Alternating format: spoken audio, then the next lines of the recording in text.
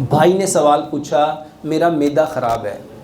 मेरे मोहतरम भाइयों, मैदे ख़राब हो तो ज़िंदगी में कभी मैदे की दवाई नहीं खानी, ज़िंदगी में कभी मैदे की दवाई। सबसे पहले मैं आपको आसान हल बताता हूँ, मैदा ख़राब हो जाए तो इसके लिए कोई दवाई चाहिए ही नहीं। क्या चाहिए इसके लिए? मेरे मोहतरम भाइयों, मैदा ख़राब है तो सबसे पहले मैदे को धो, सबसे पहले मैदे को करना चाहिए, वॉश करना चाहिए। देखो, हमने सारी ज़िंदगी सुना खाना खाने से पहले हाथ धोने चाहिए, खाना खाने से पहले। अच्छा, कभी ये भी सुना खाना खाने से पहले मैदा धोना चाहिए? सुना कभी? पता है क्यों नहीं सुना? क्योंकि हमने कभी इस्लाम को इतनी डेप्थ में पढ़ा ही नहीं। नबी सल्लल्लाहु अलैहि वसल्लम ने फरमाया, इंसान जितने बर्तनों को भरता है उसमें सबसे बुरा बर्तन उसका पेट। इंसान जितने बर्तनों को भरता है उसमें सबसे बुरा क्या है? पेट। अच्छा, एक बंदे का पेट ख़राब है, ख़राब पेट है, तो उसको पहले सही करना चाहिए कि उसमें खाना डालना चाहिए?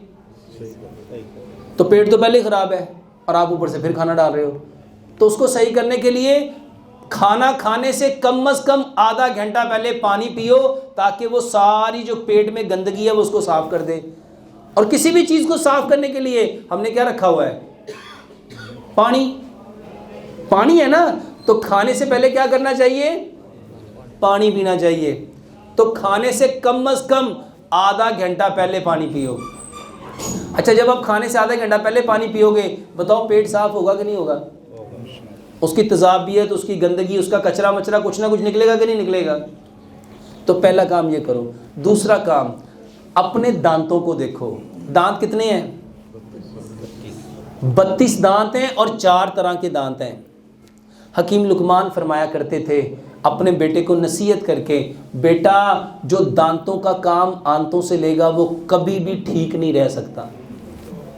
जो दांतों का काम वो कभी ठीक। दांत हैं 32, 8 दांत हैं एक नोक वाले, इनका काम है खाने को काटना। तो सबसे पहले खाने को अच्छी तरह काटो, खाने को अच्छी तरह। दूसरे 8 दांत हैं, ये है 2 नोक वाले। पहले 8 दांत कितनी नोक वाले हैं? एक नोक वाले का काम है काटना, 2 नोक वाले का काम है फाड़ना। तो खाने को अच्छी तरह फाड़ो। और 8 दांत है 3 नोक वाले, इसका काम है खाने को चीरना। और 8 दांत है 4 नोक वाले, इसका काम है खाने को पीसना। तो दांतों का काम क्या हुआ? खाने को काटना, फाड़ना, चीरना, पीसना। मेरे मोहतरम भाइयों, ये कब होना था? जब खाना बार बार दांतों के नीचे आता। एक लुकमे को 32 बार चबाओ। एक लुकमे को, भाई साहब, जो बंदा एक लुकमे को 32 बार चबाएगा, बताओ उसका खाना क्या बन जाएगा? अच्छा, हमारी बदकिस्मती है, हर बंदा पता ही कहता है, हो डॉक्टर साहब हम तो खाना इतनी तेज़ी से खाते हैं। अच्छा, ज़रा कुरान से जानो, तेज़ी का काम किसका है? तेज़ी का काम किसका है? तेज़ी का काम किसका है? और खाने के वक्त हम सब कौन होते हैं? और फिर कहते पेट खराब हो गया। एक लुकमे को जो 32 बार चबाएगा, अच्छा 32 बार चबाने की नौबत ही नहीं आती। हमने कई बार एक्सपेरिमेंट कराया है। हम लोगों को कहते हैं भाई साहब जिसका पेट ख़राब है, कहते हैं मुझे ज़िंदगी में कभी खाना हज़म नहीं हुआ। हम कहते हैं खाना भी लाओ, आप भी आ जाओ। और मेरे पास अल्हम्दुलिल्लाह सुम्मा अल्हम्दुलिल्लाह, मेरे पास लोग आके बैठ के बाकायदा खाना खा के वो बताते हैं। मैं उनको प्रैक्टिकली बताता हूँ, ये नवाला है, इसको चबाओ और देखो 32 दफ़ा चबा के क्या बनता है।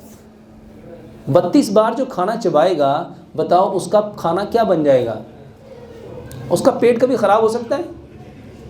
पहला काम तो ये करो। और खाना खाने के 1.5 से 2 घंटे बाद पानी पियो, ये पहला काम। दूसरा काम, खाने के औकात क्या हैं? खाने का सबसे बेहतरीन वक्त जो अल्लाह ने बताया है कौन सा है? वो है सुबह का। कौन सा है? सुबह के वक्त में बरकत है। सुबह के वक्त में और मगरिब के बाद क्या खोल दिए जाते हैं? शयातीन। और हमारा खाने का सबसे बेहतरीन वक्त कौन सा होता है? हम सबसे अच्छा खाना कब खाते हैं? कब खाते हैं? अब आप ना यूरोप के अकॉर्डिंग आ जाओ। जर्मन की कहावत है, breakfast same like king. Breakfast किसकी तरह लेना चाहिए? बादशाहों की तरह। और लंच सेम लाइक प्रिंस और डिनर सेम लाइक बेगर। अच्छा, पंजाब का कल्चर क्या था? लोग सिरी पाई कब खाते थे? बॉम्ब कब खाते थे? निहारी कब खाते थे? मगज़ कब खाते थे? खाद कब खाते थे? पराठे कब खाते थे? लस्सी कब लेते थे?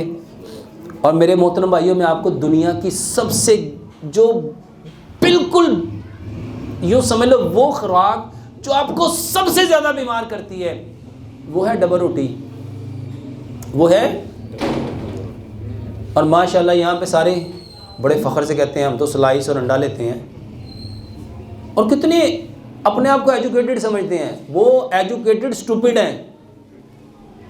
अच्छा, डबल रोटी में जो पढ़े लिखे लोग हैं ना, वो जानते हैं इसमें आर्टिफिशियल बैक्टीरिया पैदा किए जाते हैं, और जब ये डबल रोटियां ख़राब हो जाती है ना, फंगस लग जाती है, उससे दूसरी चीज़ इससे पैदा की जाती है, बनाई जाती है, जिसको कहते हैं रस। जिसको क्या कहते हैं? डबल रोटी जो गल सड़ जाती है। और मैं कोई कहानी नहीं सुना रहा, वल्लाहि मैं पूरे एविडेंस के साथ बात कर रहा हूँ। अच्छा, हमारे यहाँ बड़े फ़ख्र से यहाँ नाश्ता होता है डबल रोटी अंडे का, यहाँ होता है चाय रस का।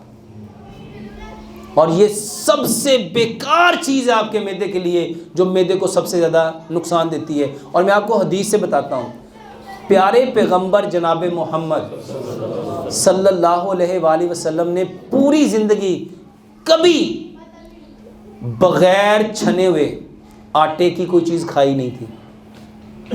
ये जो आटा छान लेते हैं ना, नबी सल्लल्लाहु अलैहि वसल्लम ने पूरी ज़िंदगी उसके बनी हुई कोई चीज़ ही नहीं खाई।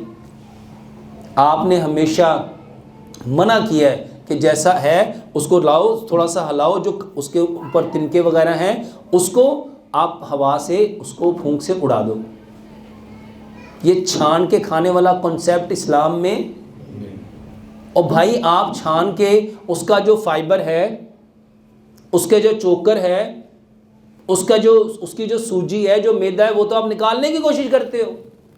तो उसके जो नेचुरल इंग्रेडिएंट्स हैं, जब आप वो निकाल दोगे तो वो खाना आपको ताकत देगा, मैदे को हेल्दी करेगा, ख़राब करेगा। तो मेरे मोहतरम भाइयों, आटा पत्थर की चक्की का पिसा हुआ लो, ये लोहे की चक्कियाँ, चाइना की चक्कियाँ, स्टील की चक्कियाँ, ब्लेड की चक्कियाँ, पत्थरियों वाली चक्कियाँ, इसको साइंटिफिकली समझो। पत्थर की चक्की पे आटा यूँ पिसता है और बाकी जितनी चक्कियाँ उस पर आटा यूँ कटता है। उस मोटर का आरपीएम इतना तेज़ होता है कि वो आटे के सारे नेचुरल इंग्रेडिएंट्स को बर्न कर देता है। चोकर भी जल गया, सूजी भी जल गई, मैदा भी जल गया, फाइबर भी जल गया। बताओ पीछे बचेगा क्या? वो बचेगा ब्लड प्रेशर जो आप लोगों को है। ये जला हुआ भूस जब आप लोग खाओगे, आटा किस लिए खाना था? जले हुए भूस के लिए कि ताकत के लिए? तो यहाँ क्या मिल रहा है? यहाँ तो वजन ही मिलेगा। पत्थर की चक्की का आटा खाओ और सिर्फ 40 दिन खा के देख लो, अगर कभी कब्ज हो जाए, कभी ब्लड प्रेशर हो जाए, कभी कोलेस्ट्रॉल बढ़ जाए, कभी आपको ये बवासीर हो जाए, कोई दवाई तो नहीं बता रहा। मेरे मोहतरम भाइयों, वो आटा जो रब ने आपके लिए पैदा किया था, बदकिस्मती से आपने वो आटा ले आया जो चाइना की चक्कियों में आता है, और आप लोग इनको समझ रहे हो कि ये आपके खैर खाएं। तो आटा पत्थर की चक्की का खाओ।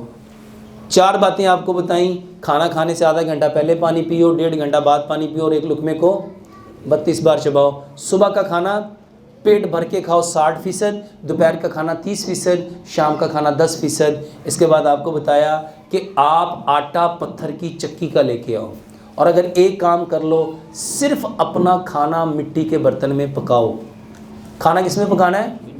अच्छा, मिट्टी के बर्तन में क्यों पकाना है? मिट्टी के बर्तन में खाना पकता है, और silver, steel, non stick, Teflon, pressure cooker में खाना गलता है। कभी कॉन्सेप्ट देखा गला हुआ और पका हुआ? एक सेब है पका हुआ, एक सेब है गला हुआ, कौन सा खाएंगे? अच्छा, एक शख्स सुबह भी, दोपहर भी, शाम भी गले हुए 2-2 सेब खाता है, और एक बंदा दिन में सिर्फ एक पका हुआ सेब खाता है। सेहत किसकी अच्छी होगी? अच्छा, वो तो 6 खा रहा है, वो क्या है? तो खाना कौन सा खाना चाहिए था? तो खाते कौन सा हो? अल्लाह ताला कुरान में फरमाते हैं, तुम पे जितनी बीमारियां आती हैं, मुसीबतें आती हैं, परेशानियां आती हैं, बिमा कसबत ऐदिहिम, आई दिन नास, ये तुम्हारे इंसानों के हाथों की कमाई है। जितनी बीमारियां वो इंसानों के, वो आटा कौन लेके आता है? यही हाथ लेके आते हैं। तो मेरे मोहतरम भाइयों, अच्छा बताओ मैदा ख़राब होगा? अच्छा मैंने कहानी सुनाई है कि हकीकत में मुबनी बातें हैं? और एक दवाई जो मैं हर बंदे को कहता हूँ खाओ, और अल्हम्दुलिल्लाह कई लाख ने, कई करोड़ों ने शुरू कर दी। और ये वो दवाई है जिसके बारे में अल्लाह ताला ने जिब्रील अमीन को बताया, और जिब्रील अमीन ने प्यारे पैगंबर जनाब मोहम्मद सल्लल्लाहु अलैहि वसल्लम को बताया।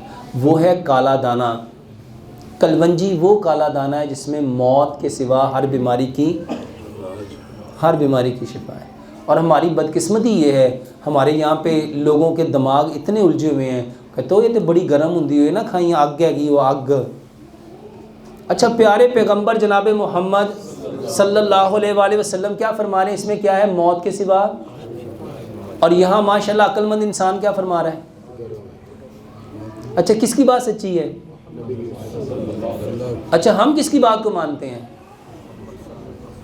हम मानते हो ना ना, मैं तुम मना किया सी ना, वेख्या ही आग हैगी सी, तेने बड़ा घर करना है।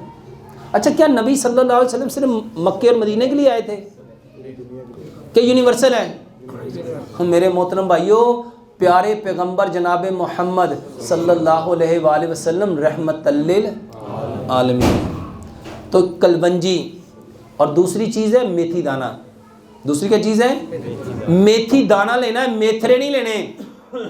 ये कलवंजी और मेथी दाना। मेरे मोहतरम भाइयों, अल्लाह का नाम लेके ये नीयत रखो कि बताने वाले कौन है? प्यारे पैगंबर जनाबे मोहम्मद सल्लल्लाहु अलैहि वसल्लम। 100 ग्राम कलवंजी लो, 100 ग्राम मेथी दाना, दोनों को मिक्स कर लो। रात को 5 गिलास पानी लो, 3 चाय के चम्मच कलवंजी मेथी दाना डालो। मेरे मोहतरम भाइयों, जिसको शुगर है, जिसको कोलेस्ट्रॉल है, जिसको एसिडिटी है, जिसके इवन कैंसर है, कोई बीमारी है, सारे ही खाओ। कैसे? 100 ग्राम कलवंजी, 100 ग्राम मेथी दाना, 5 गिलास पानी, 3 चम्मच उसमें डाल दो।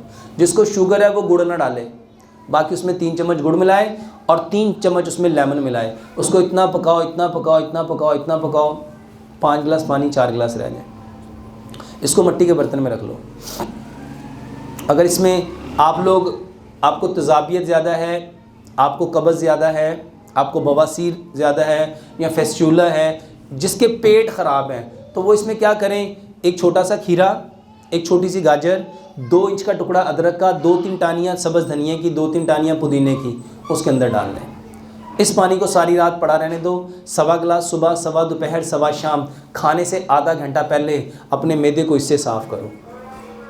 यकीन जानो, ये जोड़ों का दर्द, ये बवासीर, ये कब्ज़, ये गैस, ये गैंठिया, ये जिसको आप लोग कहते हो ब्लड प्रेशर, जिसको आप कहते हो कोलेस्ट्रॉल, जिसको आप लोग कहते हो कैंसर, सिर्फ 45 दिन ये पी के देख लो, फ़र्क ना पड़े तो फिर क्या ना। दूसरी चीज़ जिसके बारे में हज़रत आयशा सदीक़ा रज़ी अल्लाह तआला फरमाती हैं, हमारे यहाँ जब कोई बीमार होता था तलबीना चूल्हों पे चढ़ जाता था, तलबीना, और उस वक्त तक चूल्हे पे रहता था, या वो शख्स सेहतमंद हो जाता था या वो अल्लाह से मुलाकात कर लेता था। तलबीना किसे कहते हैं? जौ का दलिया, जौ का दलिया। मैं उसमें कुछ चीज़ें ऐड करने को कहता हूँ अपने इस इलाके के हिसाब से। आप उसको गुड़ में बनाओ, दूध में बनाओ, और अगर किसी को दूध सूट नहीं करता वो उसको पानी में बना ले, और अगर किसी को शुगर है वो उसमें गुड़ ना मिलाए, बल्कि उसके साथ ये जो चीज़ें बताने लगा हूँ, 2-3 बादाम लो, 2-3 काजू लो, 2-3 पिस्ते लो, 2-3 अखरोट लो, आधी चाय की चम्मच सौंफ, आधी चाय की चम्मच सफ़ेद तिल, आधी चाय की चम्मच चारों मगज़ डालो। इसको कूट लो। इसको कूटना है, ग्राइंड नहीं करना। इसको कूट के जब जौ का दलिया पक रहा उसके अंदर डाल दो, ताकि ये अच्छी तरह उसमें पक जाए। और उसके बाद कोई से सीजनल फ्रूट ले लो, जैसे केला है, जैसे सेब है, जैसे अमरूद है, जैसे चीकू है, जैसे कीवी है, और इसके साथ पपीते के 2-4 चम्मच ले लो, अनार के 2-4 चम्मच ले लो, अंगूर के 2-4 चम्मच ले लो, 2-4 खजूरें ले लो। इन सारी चीज़ों को ग्राइंड करके इसका शेक बना लो, इसकी मूसली बना लो, और जौ का दलिया जो पका है उसको चूल्हे से नीचे उतारो और ये सारे फल उसके अंदर डाल दो, इसको मिक्स कर लो। मेरे मोहतरम भाइयों, जितने लोग कहते हैं मुझे ये कमज़ोरी, ये कमज़ोरी, ये कमज़ोरी, ये कमज़ोरी, ये कमज़ोरी, सिर्फ ये तलबीना खाओ। कैसे खाना है इसको? मेरे मोहतरम भाइयों, पेट भर के नहीं खाना, क्योंकि प्यारे पैगंबर जनाब मोहम्मद सल्लल्लाहु अलैहि वसल्लम फरमाया करते थे, मोमिन एक आंत खाता है, मोमिन, और काफिर इसको कम से कम खाओ। और साइंस कहती है, बल्कि हकीम लुकमान की आपको एक बात बताता हूँ, हकीम लुकमान कहते हैं कम खाना इंसान खाता है, कम खाना, और ज़्यादा खाना इंसान को खाता है, ज़्यादा खाना। और आज बताओ खाना किसको खा रहा है? क्या इंसान खाना खा रहा है या इंसान को खाना खा रहा है? मेरे मोहतरम भाइयों, इस तलबीना के 3 हिस्से करो, सुबह दोपहर शाम, खाने के बाद इसको मीठे के तौर पे लो, बेहतरीन इलाज है। यहाँ कोई भाई सवाल पूछना चाह रहे हैं?